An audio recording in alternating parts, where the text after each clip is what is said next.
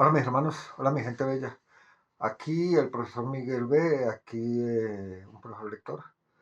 Le estamos leyendo el libro El amor de los tipos del cólera de Gabriel García Márquez. Esta es la parte 7, la parte 7. Y estamos en la parte en que el doctor, ¿cómo se llama? Bueno, el médico aquí, el protagonista, el doctor Urbino. El doctor Urbino se cae de unas sillas con los tenis, muere por estar alcanzando un loro por allá con 80 y pico años, casi 90, y se pone a hacer trampas. El hecho es que el viejito se cayó y se pegó un totazo, pero terrible, y estamos en esa tragedia, ¿listo? Y Fermina obviamente estaba triste porque ya lo último ya lo quería, ya quería a su viejito, ya lo pagó, ¿listo? Entonces empezamos. En la versión que estoy leyendo de mi computador son 798 páginas, vamos en la 107. Vamos a darle, bueno, ¿listo? Nombre gracias a Dios, pa lindo, ilumínanos, listo. A ver, en todo caso la tragedia fue una conmoción, no solo entre su gente, sino que afectó por contagio al pueblo raso, que se asomó a las calles con la ilusión de conocer, aunque fuera el resplandor de la leyenda. Se proclamaron 3 días de duelo, se puso la bandera media asta en los establecimientos públicos y las campanas de todas las iglesias doblaron sin pausa hasta que fuera sellada la cripta en el mausoleo familiar. Un grupo de la Escuela de Bellas Artes hizo una mascarilla del cadáver que sirviera de molde para un busto de tamaño natural, pero se desistió del proyecto porque a nadie le pareció digna la fidelidad con que quedó plasmado el pavor del último instante, que como muy asustado después del golpazo, entonces no le gustó.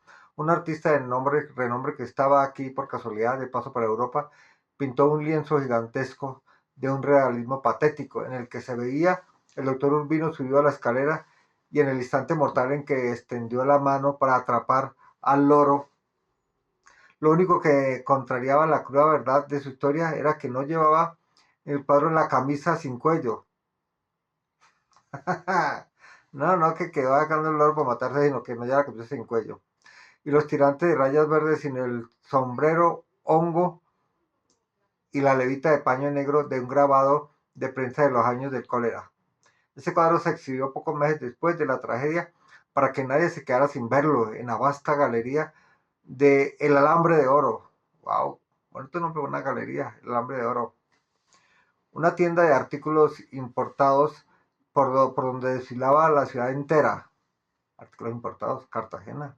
Luego estuvo en las paredes de cuantas instituciones públicas y privadas se creyeron con el deber de rendir tributo a la memoria del patricio insigne. Y por último, fue colgado con un segundo funeral en la Escuela de Bellas Artes, de donde lo sacaron muchos años después los propios estudiantes de pintura para quemarlo en la plaza de la universidad como símbolo de una estética y unos tiempos aborrecidos.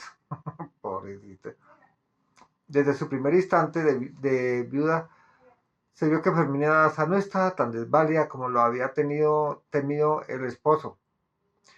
Fue inflexible en la determinación de no permitir que se utilizara el cadáver en beneficio de ninguna causa. Y claro, me imagino que querían los ojos o querían alguna parte de él o para estudio de los estudiantes. Y lo fue inclusive con el telegrama de honores del presidente de la República, que ordenaba exponerlo en la Cámara Ardiente en la sala de los actos de la gobernación provincial. Uh-huh.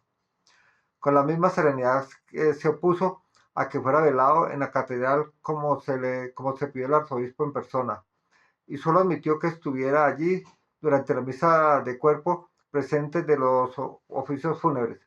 Aún ante la mediación de su hijo, aturdido por tantas solicitudes diversas, Fermín Daza se mantuvo firme en su noción rural de que los muertos no pertenecen a nadie más que a la familia. Pues eso es muy cierto. Y que sería velado en casa con café cerrero y almohábanas, como eran los entierros de antes, café cerrero y almohábanas, y con la libertad de que cada quien para llorarlo como quisiera. No habría el velorio tradicional de 9 noches. Perdón, antes era muy tradicional. Las puertas se cerraron después del entierro y no volvieron a abrirse sino para visitas íntimas. Wow. El arzobispo, el gobernador, el presidente, los médicos de alcurnia, compañeros de él, mejor dicho. La casa quedó bajo el régimen de la muerte. De la muerte, uy. La casa quedó bajo el régimen de la muerte. Todo objeto de valor se había puesto a buen recaudo y en las paredes desnudas no quedaba sino la huella de los cuadros descolgados. Las sillas propias y las prestadas por los vecinos estaban puestas contra las paredes desde la sala hasta los dormitorios, y los espacios vacíos parecían inmensos, y las voces tenían una resonancia espectral, porque los muebles grandes habían sido apartados, salvo el piano de conciertos que yacía en un rincón bajo una sábana blanca. La vaina fue en serio, que porque murió el doctor Urbino. En el centro de la biblioteca, sobre el escritorio de su padre, estaba tendido sin ataúd el que fuera Juvenal Urbino de la Calle, con el último espanto certificado en el rostro, con la capa negra y la espada de guerra de los caballeros del Santo Sepulcro. A su lado, de luto íntegro, trémula, pero muy dueña de sí, Ferminia Daza. Recibieron las condolencias sin dramatismo, sin moverse apenas hasta las 11 de la mañana del día siguiente, cuando despidió al esposo desde el pórtico, diciéndole adiós con un pañuelo. Bueno, chica, como terrible todo eso, ¿no? No le había sido fácil recobrar este dominio desde que oyó el grito de Digna Pardo en el patio y encontró al anciano de su vida agonizando en el lodazal. Acordémonos que Digna Pardo fue la muchacha del servicio que pegó el grito: ¡se va a matar! Todo duro. Entonces, eso quedó, que fue lo que escribió Fermina Daza. Entonces salió volando a ver qué ha pasado. No le había sido fácil recobrar digna parte y encontró al anciano de su vida agonizando en el lodazal. Su primera reacción fue de esperanza, porque tenía los ojos abiertos y de un brillo de luz radiante que no le había visto nunca en las pupilas. Le rogó a Dios que le concediera al menos un instante para que él no se fuera sin saber cuánto le habría querido por encima de las dudas de ambos. Y sintió un apremio irresistible de empezar la vida con él otra vez desde el principio. ¡Wow! Lo amaba. Para decirse todo lo que les quedaba sin decir y volver a hacer bien cualquier cosa que hubieran hecho mal en el pasado. Eso es amor. Pero tuvo que rendirse ante la intransigencia de la muerte. Su dolor se descompuso en una cólera ciega contra el mundo y aún contra ella misma, y eso le infundió el dominio y el valor para enfrentarse sola a la soledad. Quedó sola la doña. Desde entonces no tuvo una tregua, pero se cuidó de cualquier gesto que pareciera un alarde de dolor. Ay, pues, murió y no puedo parecerme viva del muerto. No, eso habría que tener corazón humano y pues, no le duele. El único momento de un cierto patetismo, por lo demás involuntario, fue a las 11 de la noche del domingo, cuando llevaron el ataúd episcopal, todavía oloroso a zapolín de barco, con manijas de cobre y forros de seda colchonada. El doctor Urbino Daza ordenó cerrarlo. El doctor Urbino Daza se refieren al hijo. Acordemos que el papá era Urbino de la Calle y él era Urbino Daza. Urbino Daza. Ordenó cerrarlo de inmediato. De inmediato, pues la casa estaba enrarecida por el vapor de tantas flores en el calor insoportable, y él creía haber percibido en las primeras sombras moradas en el cuello de su padre. Claro, el hombre ya estaba como enfermo, ya estaba mal, ya estaba tantos años, tiempos ahí, tantos días, y el calor de Cartagena. Una voz distraída se oyó en el silencio. A esa edad ya uno está medio podrido en vida. Antes de cerrar el ataúd, Fermidaza se quitó el anillo matrimonial y se lo puso al marido muerto. Luego le cubrió la mano con la suya, como siempre lo hizo cuando la sorprendía divagando en público. Nos veremos muy pronto, le dijo. Uy, no, qué terrible. Le quité el anillo, ya no estamos casados, ya usted murió. Pum, tome. ¿Y nos veremos pronto? ¡Ja! ¿Se quería morir o qué? Florentino Ariza. Florentino Ariza es el novio de, de esta Hermina, de la ex esposa de la viuda. Fue novio cuando antes de que volara el doctor Urbino. Florentino Ariza, invisible ante la muchedumbre de notables, sintió una lanza en el costado. Ferminia Daza no la había distinguido en el tumulto de los primeros pésames, aunque nadie iba a estar más presente ni había de ser más útil que él en las urgencias de aquella noche. Fue él quien puso orden en las cocinas desbordadas para que no faltara el café.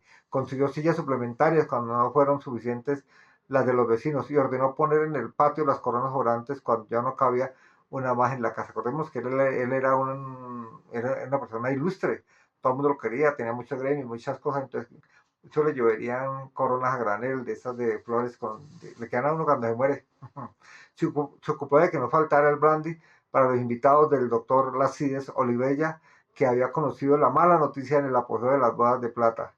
Y se vinieron en estampida a continuar la parranda sentados en el círculo del palo de mango. Fue el único que supo reaccionar a tiempo cuando el loro fugitivo apareció a medianoche en el comedor con la cabeza alzada y las alas extendidas, lo que causó un escalofrío de estupor en la casa, pues parecía una manda de penitencia.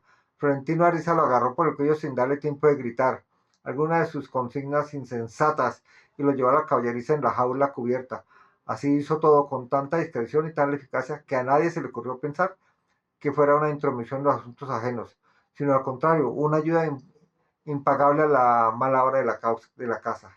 Acordémonos que el loro y Fuemaca ese fue el causante de la muerte del doctor Urbino. El loro se voló y por todo lado el doctor Urbino por de Paticaliente ir a cogerlo en una escalera se mató. O sea, el loro fue parte del culpable del asunto. Y entonces este Florentino Ariza fue y lo cogió y lo metió para donde debían. Buena ayuda, Florentino, anoté un punto. Era lo que parecía, un anciano servicial y serio. Tenía el cuerpo, está viejo también, el cuerpo óseo y derecho, la piel parda, lampiña, los ojos ávidos detrás de los espejuelos, redondos con monturas de metal blanco y un bigote romántico de punteras engomadas. ¡Wow! A lo pintor. Un poco tardío para la época. Tenía los últimos mechones de los aladares peinados hacia arriba y pegados con gomina en el centro del cráneo, reluciente como solución final a una calvicie absoluta. Estaba medio calvo. Su gentileza natural y sus maneras lánguidas cautivaron de inmediato, pero también se tenían como dos virtudes sospechosas en un soltero empedernido. Santo Dios. Sospechoso que el soltero empedernido esté buscando la viuda.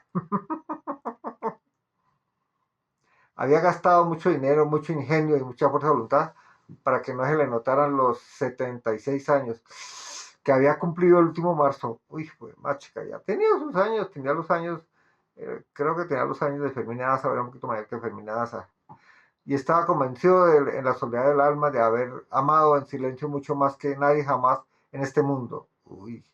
La noche de la muerte del doctor Rubino estaba vestido cuando, como lo sorprendió la noticia, como era como que era como de costumbre siempre a pesar de los calores invernales de junio, el paño oscuro con chaleco, un lazo de cinta de seda en el cuello de celuloide, un sombrero de fieltro y un paraguas raso negro que además le servía de bastón. Uy, muy chirriado. Pero cuando empezó a clarear, desapareció del velorio por 2 horas y regresó fresco con los primeros soles, bien afeitado y oloroso a lociones de tocador. Se había puesto una levita de paño negro de las que ya no se usaban, sino para los entierros y los oficios de Semana Santa. Un cuello de pajarita con la cinta de artista en lugar de la corbata. Y un sombrero hongo. También llevaba el paraguas y entonces, no solo por costumbre, pues estaba seguro que iba a llover antes de las 12. Y se lo hizo saber al doctor Urbino Daza, al hijo del muerto, por si le era posible anticipar el entierro. Lo intentaron en efecto, porque Florentino Ariza pertenecía a una familia de navieros y él mismo era presidente de la Compañía Fluvial del Caribe, y esto permitía suponer que entendía de pronósticos atmosféricos, pero no pudieron concertar a tiempo a las autoridades civiles y militares, las corporaciones públicas y privadas. ¡Ay! Pues todo el mundo tenía que ver con el muerto. La banda de guerra y la de bellas artes y las escuelas de congregación y las congregaciones religiosas pues ya estaban de acuerdo para las 11, de modo que el entierro previsto para como un acontecimiento histórico terminó en desbandada por el aguacero arrasador. Sí, tenía razón Florentino Ariza, cayó agua. Aguacero arrasado. Fueron muy pocos los que llegaron chapaleando en el lodo hasta el mausoleo de la familia, protegido por una ceiba colonial cuya fronda continuaba por encima del muro del cementerio. Bajo esa misma fronda, pero la parcela exterior destinada para los suicidas, los refugiados del Caribe, Han sepultado por la tarde anterior a Jeremia de Sainamor y a su perro junto a él de acuerdo con su voluntad. Era un árbol gigantesco que en un lado se suicidaban y en otro le servía para en la casa, le daba brisa. Florentino Ariza fue uno de los pocos que llegaron hasta el final del entierro, quedó ensopado hasta la ropa interior, pues le tocaba a mi hijo porque estaba echándole la a la viuda. Y llegó despavorido a su casa por el temor de contraer una pulmonía y al cabo de tantos años de cuidados minuciosos y precauciones excesivas, se hizo preparar una limonada caliente con un chorro de brandy. Limonada con un chorro de brandy, wow. Se la tomó en la cama con 2 tabletas de fenaspirina y sudó a mares envuelto en una manta de lana hasta que recobró el buen clima del cuerpo. El tipo sabía. Cuando volvió al velorio se sentía con el ánimo entero, pues el tipo debe cuidar. Aprendamos del Florentino Ariza. Fermín Daza había asumido de nuevo el mando de la casa que estaba barrida y en estado de recibir y había puesto en el altar de la biblioteca un retrato del esposo muerto pintado al pastel con una banda de luto en el marco. Uy, me imagino que acá o qué. A las 8 había tanta gente y el calor era tan intenso como la noche anterior.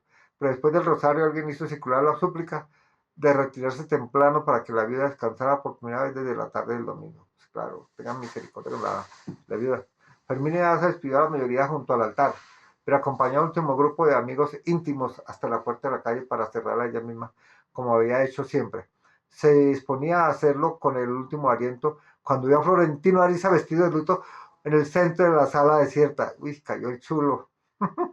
Se alegró porque hacía mucho tiempo que lo había borrado de su vida y a la vez, y era la primera vez que lo veía a conciencia depurado por el olvido. Pero antes de que pudiera agradecer la visita, él se puso el sombrero y en el sitio del corazón trémulo y digno y reventó el acceso que había sido sustento de su vida.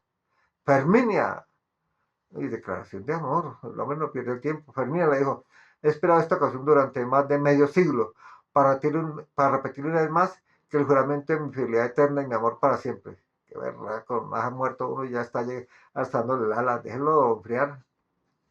Fermina se había creído frente a un loco, si no hubiera así tenido motivos para pensar que Florentino Ariza estaba en aquel instante inspirado por el Espíritu Santo. Su impulso inmediato fue maldecirlo por profanación de su casa, cuando aún estaba caliente en la tumba del cadáver de su esposo, estamos de acuerdo, pero se le impidió la dignidad de la rabia. Lárgate, lo dijo. No te dejes ver nunca más en los años que te queden de vida. Volvió a abrir por completo la puerta de la calle que había empezado a cerrar y concluyó, espero sean pocos. Pero eso quién sabe si era por rabonado o porque quién sabe si sentía algo por él todavía. Cuando oyó apagarse los pasos de la calle solitaria, cerró la puerta muy despacio con la tranca y los cerrojos y enfrentó solo a su destino. Nunca hasta este momento había tenido una conciencia plena del peso y el tamaño del drama que ella misma había provocado cuando apenas tenía 18 años y que había de perseguir hasta la muerte. Lloró por primera vez desde la tarde del desastre, sin testigos, que era el único mundo, que era su único modo de llorar. Lloró por la muerte del marido y por la soledad y su rabia. Cuando entró al dormitorio vacío, lloró por ella misma, porque muy pocas veces había dormido sola en esa cama desde que dejó de ser virgen. Ah, pues, demasiado diciente. Todo lo que fue del esposo le atizaba el llanto. Las pantuflas de borlas, la pijama debajo de la almohada, el espacio sin él en la luna del tocador, su dolor personal en su propia piel. Le estremecía un pensamiento vago. La gente que uno quiere debería morirse con todas sus cosas. Muy cierto.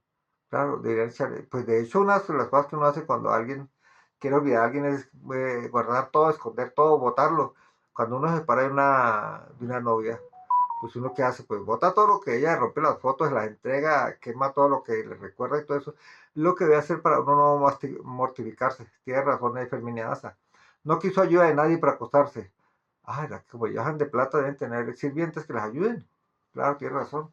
No quiso comer nada antes de dormir. Abrumada por la pesadumbre, le rogó a Dios que le mandara la muerte esa noche, esa noche durante el sueño. Y con esa ilusión se acostó descalza, pero vestida. Y se murió al instante. ¿No? ¿Qué tal ese pidió a Dios? No creo que Dios le cumpliera. Durmió sin saberlo, pero sabiendo que continuaba viva en el sueño, que le sobraba la mitad de la cama y que yacía de costado en la orilla izquierda, como siempre, para que le... pero, pero que le hacía falta el contrapeso del otro cuerpo, en la otra orilla. Pensaba dormida, pensó que nunca más podría dormir así. Y empezó a dormir, a sollozar dormida. ¡Ja! Y durmió sollozando sin cambiar de posición en su orilla hasta mucho después de que acabaron de cantar los gallos y la despertó el sol indeseable de la mañana sin él. Solo entonces se dio cuenta de que había dormido mucho sin morir, que Dios no le cumplió el deseito de que muriera mientras dormía. ¡Ja! Valiente guerrera. Sollozando en el sueño y que mientras dormía sollozando pensaba más en Florentino Ariza que en el esposo muerto. Vela, vela, vela, vela. Y lo que yo decía ahorita, como que siente algo todavía por Florentino Ariza y no piensa en todo que me en el Florentino, pilla, ¿no? Florentino Ariza, en cambio, no había dejado de pensar en ella un solo instante después de que Fermín Daza lo rechazó sin apelación. Después de unos amores largos y contrariados, le habían transcurrido desde entonces 51 años. ¿Usted esperaría a una mujer 51 años? Hmm, yo creo que yo no. Demasiado tiempo, cayendo tantas mujeres por ahí, solteras y esperándolo a uno. Entonces dice 51 años, 9 meses y 4 días. Ah, pues con todo y cuenta y todo. No había tenido que llevar la cuenta del olvido haciendo una raya diaria en los muros de un calabozo porque no había pasado un día sin que ocurriera algo que lo hiciera acordarse de ella. En la época de la ruptura él tenía 22 años y vivía solo con su madre. Tránsito Ariza. Ah, el Ferminio, sí, claro. El Ferminio no, el Ariza este. Tránsito Ariza, en una media casa alquilada en la calle Las Ventanas, donde ella tuvo que muy joven, tuvo desde muy joven un negocio de mercería, mercaderías era, y donde además de deshilachaba camisas y trapos viejos, que vendía como algodón para los heridos de la guerra. Pues su único hijo ha habido de una alianza ocasional con el maestro conocido naviero don Pío Quinto Loaiza, el mayor de los tres hermanos que fundaron la Compañía Fluvial del Caribe, le dieron con ella un impulso nuevo a la navegación a vapor del río de la Magdalena, así le llaman el río Magdalena, el río de la Magdalena, uno le dice río Magdalena, pero ellos le dicen el río de la Magdalena, creo que es costeño. Don Pío Quinto Loaiza murió cuando el hijo tenía 10 años, aunque siempre se había ocupado en secreto de sus gastos, nunca lo reconoció como suyo ante la ley, ni le dejó resuelto el porvenir, de modo que Florentino Ariza se quedó con el único apellido de su madre. Si bien